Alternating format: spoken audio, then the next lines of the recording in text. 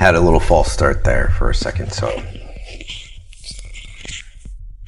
I was trying to join me a minute ago. Sorry for that. But let's get the show started. Hey, welcome. I'm Todd Mariano, hop code 66. Deep Grooves Mastering. And the music that you're going to hear tonight is all from Brian Gardner. Just him, not myself. So if you like what you hear, please do check out his work at soulfoundationrecordings.com. And I appreciate him giving me permission to use his tracks tonight. So shout out to Brian. Thank you for joining me. Do take into consideration that this is just a single video in a series of videos that have to do with cutterhead restoration, rebuilding mono cutterheads, which are used for cutting vinyl records. Vinyl, like old school 12-inch records, right? So you can record these at home using some simple equipment that was created many years ago. And I can restore that equipment.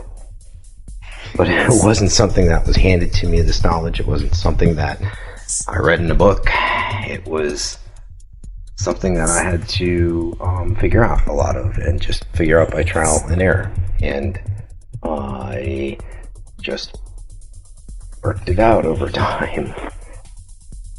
I had a lot of trial and error. And so really quickly, I'm going to go over some of the stuff that got me from where I was to where I am now. And so what you're seeing in front of you is a trilobite. And if you know what that is, good. If you don't know what that is, look it up. And if you don't believe in evolution, I don't know what to say. Probably don't, don't look at anything that has to do with science.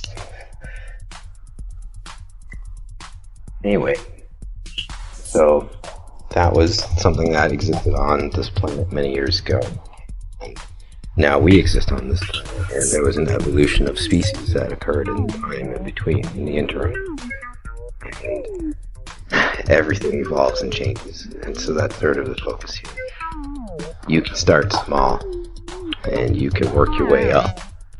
And it's not impossible to do that in little bite-sized steps, and to, as I've said in a previous video, not set yourself up for disaster, not set yourself up for disappointment.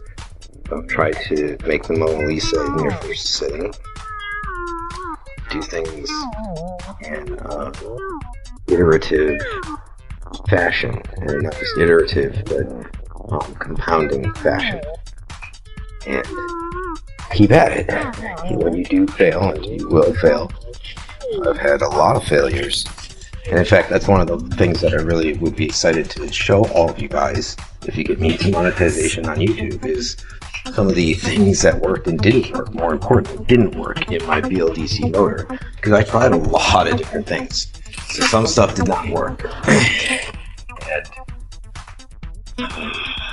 that was distinctly a bummer, but as I've said, I don't set myself up for failure, so I don't try to make a huge system at once, and then it all doesn't work, and then I'm really depressed about it, right? So I do things in chunks, and I go from knowns to unknowns in very small, bite-sized pieces, and that way it's possible, but it also makes the work sort of emotionally doable too, if you will. A lot of people try to start something and reach their initial point of failure and just say, no, give up.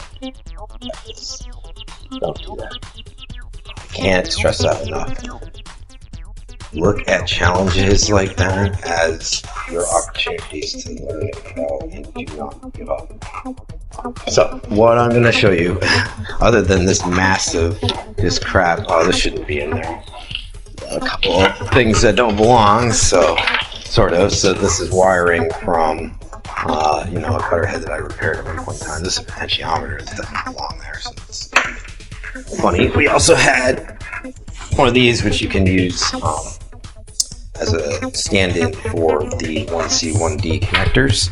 It's a modern day style connector. It's the same dimensions. But a lot of these are coils.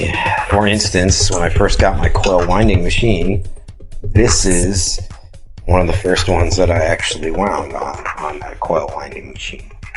Right there. Ha! That's my kitty.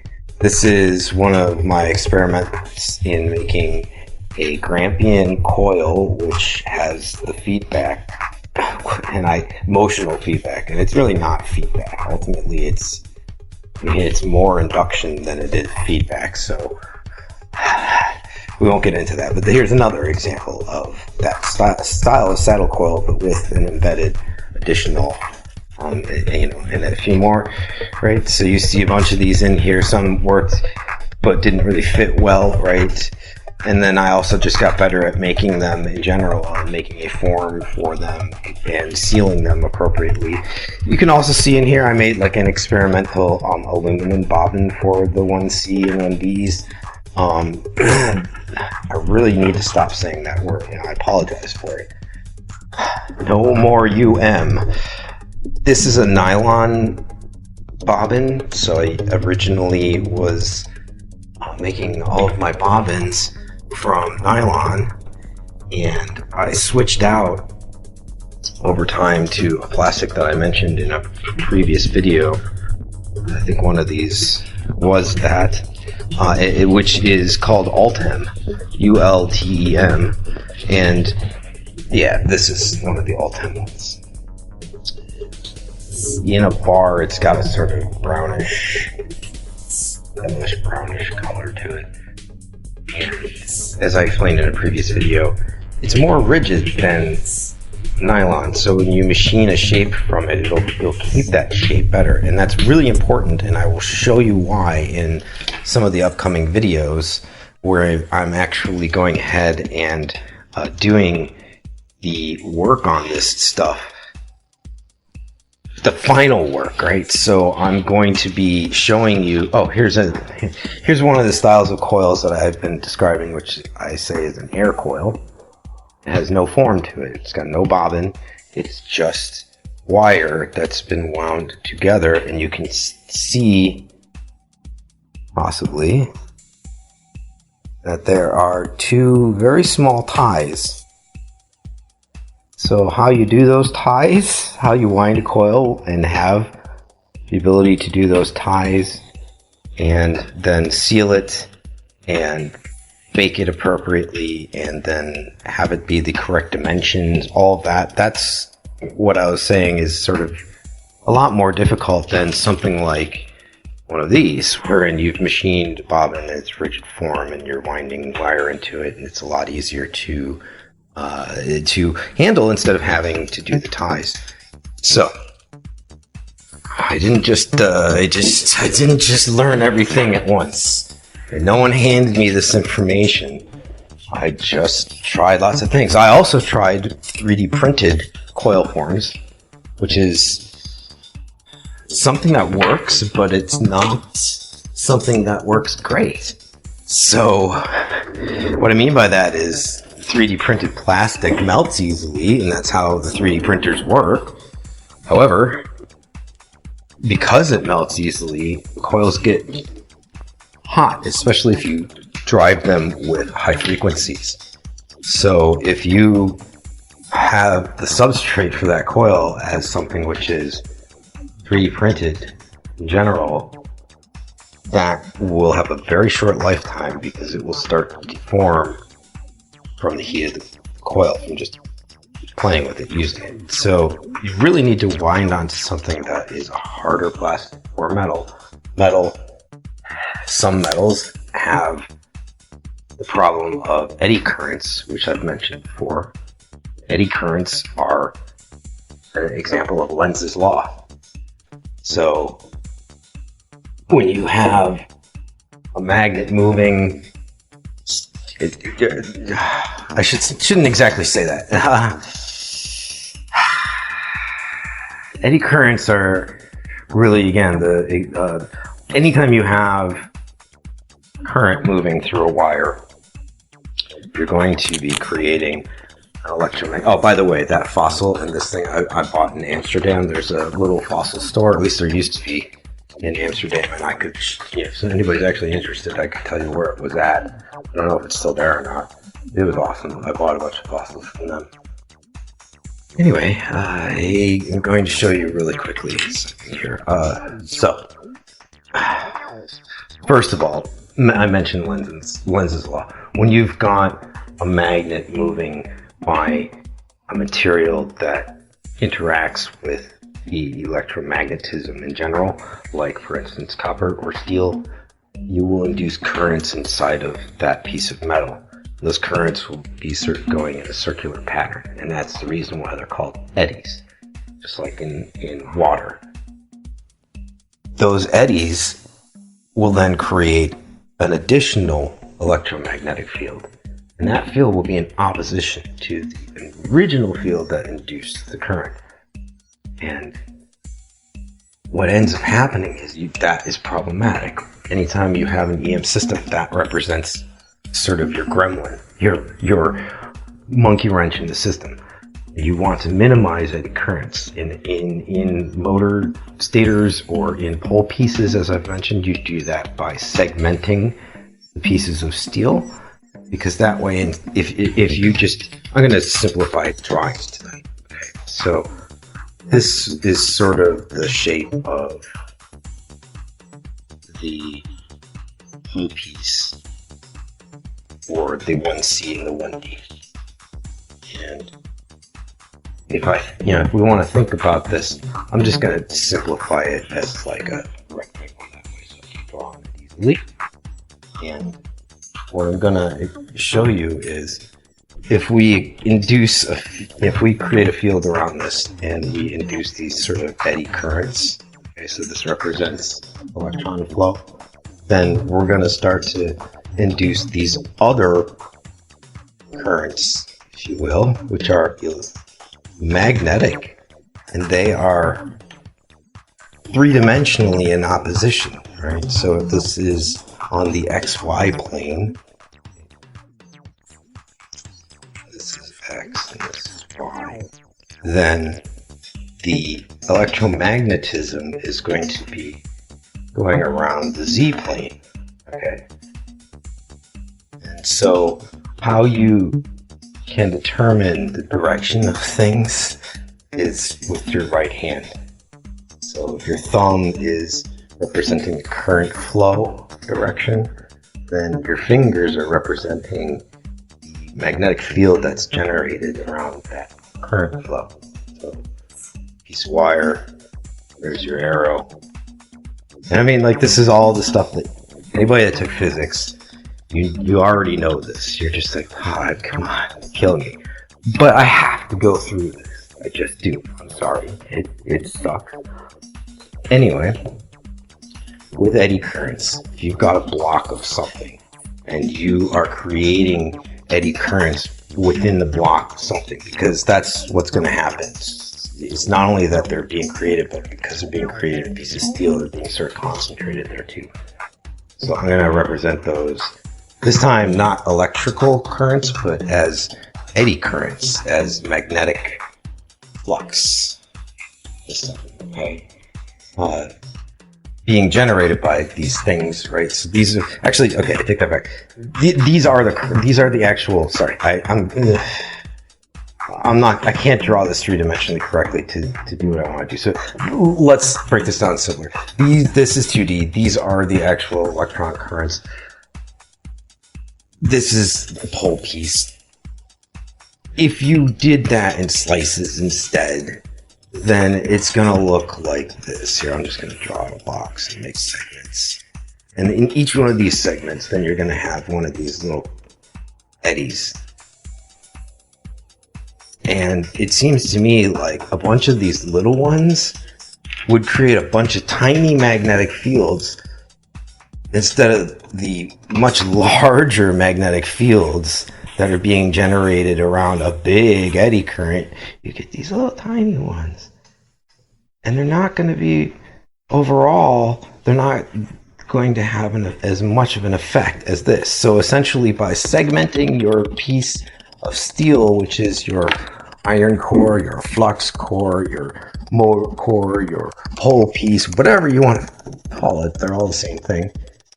If you want to mitigate eddy currents and the magnetic fields that they then generate in opposition to your main field, which is essentially, again, the monkey wrench in the system, the gremlin, if you will, then what you want to do is segment things, and that will minimize your eddies, that will minimize the overall effect. Not like it's going to go to zero, you're just sort of dealing with it. So that's sort of a breakdown of what's going on with all of that. I mentioned here the right hand can tell you the direction. There's also this other field. Not going to go into it because it really has nothing to do with our discussion today, but it is called the electrostatic field. So there are two fields that are being generated by a current that passes through translucent media. And so one is magnetic, one is electrostatic. Again, I'm going into that one. The third thing to mention is, like I was saying before, Lenz's law. You can induce these sorts of things in a variety of different ways in other materials, but primarily, like in a generator, right? And then what also happens in a generator, that's really what you're doing. That is, you're moving magnets usually within coils in order to create electricity. In a motor, you're trying to use electricity to move, let's say a BLDC, to move magnets in order to make motion. And that motion is then inducing the additional currents that are then creating these eddies, which are then creating an inefficiency in your system. And so that's why I mentioned Lenz's law before, because that's really kind of one of those, or at least in a motor, but also in a cutterhead, because the armature's moving, that's a piece of steel, and blah, blah, blah, blah. I'm not going to break that down again, look at a prior video. And I will probably also discuss that when I'm putting together the heads of it too, but suffice it to say, this is a consideration in all sorts of parts, whole pieces, armature too. If you want to see more about eddy currents in a funny way, you should totally check out Electro Boom, because he did a really good segment about dropping a magnet into a copper tube. And the overall effect was that the magnet will drop at a slower rate than it would normally due to the effect of gravity. Oh, and by the way, magnetism, right? What are the fundamental forces? Right? The fundamental forces of nature. Well, those include these weak nuclear force, the strong nuclear force of gravity, which is what just reminded me of this, and then magnetism. It doesn't matter if it's from a magnet, a fixed magnet, or if it's being generated electrically. It's one of the fundamental forces of nature. Anyways, so all of this being said, again, when I start to put together the head, we're going to sort of close the loop on all of these different things that I've talked about in all of these videos until now. And I hope you'll kind of see how the whole system is really very gestalt. It's greater than the sum of its parts, right? And all of this sort of stuff sort of comes together in a really beautiful way. And again, it is an example of the fundamental forces of nature here. So let's make a coil on screen here. Why do coils work really well? Why wouldn't you just have a piece of wire? Got a really thick piece of wire. Why wouldn't that just do it? Right? Why wouldn't one loop like this of a really thick, which actually, they do have those. They're for starting charcoal grills without using any sort of an accelerant. So instead of having a charcoal starter, you can use a big piece of metal, but that doesn't become a huge electromagnet. It will have a field around it, but it's not going to be a concentrated field. So, like we were saying right here, if you've got the wire and you've got electron flow and you've got a field being generated around it, if you can imagine that being right here in this little one, and then if we stack a bunch of those, there's a little one, there's a little one. I realize I was just walking. And then over here, if we've got a bunch of these little ones stacked, then they add to each other, and so now we get big ones. And so that's why you would actually do a coil. And that's also why you would not do something like, generally speaking, usually a square. You could do what I had before when I started the video, which is, I said that I had an air coil. And that's the style of coil for a 5C. You can do one that has a very thin slit, but to have a huge open square space like this would not work. So there are a few shapes of coils that work. The standard circular coil shape, like this, sort of a flattened donut, if you will. I think there's an extended Cheerio. I don't know how else to put it. Oh, a piece of calamari, right? So calamari and your standard circle, or your wheel, or regular coil, those work. The square wouldn't, because you're really not going to get the additive effect as much with it being spread out like that. But when you concentrate it together, that's when the fields start to really become very intense at those points. In my prior video, this brings me to circling around to the prior video, I showed how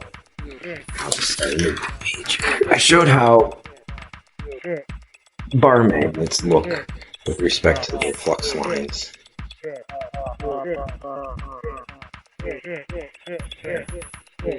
And one side is going to be north, and one side is going to be south. And there's a direction to these things, north to south, right? So this way. I'm not an artist, so I apologize for that. If you take this and you bend the north towards the south, and you get that horseshoe shape, then instead of it being like this, it's going to be more or less, some of these lines are going to start to look like they're straight across, and then it's going to start to bow out. And again, I'm not an artist, so I apologize. But I also explained this in a prior video. And this area right here, right there is where the juicy flux is for the magnets. And it's because you actually directionally move their poles towards each other, and you started to distort the field. So you can change the field of a permanent magnet by its shape. You can also change the field of an electromagnet by the shape of the pole pieces and the shape of the armature, the shape of the coil. So that's what I just started to discuss there, is the shape of the coil will determine the shape of the field that it makes. So when you think about the two together, what shape is best for the magnet? For what shape is best for the field that's generated? This, you have to think about that quite a bit. It's a bit simpler in the mono heads, but it's way more complex in the stereo heads. Now, the head that this comes from is the 5C, which has the air coil. If you rewind to the beginning of this, you will see that that coil in my hand. The armature has a blade that goes through the slit, and that's shape is what makes that coil work. It's because of the shape of the armature. It has like a fin. I see somebody has hit me up here. Let's see what...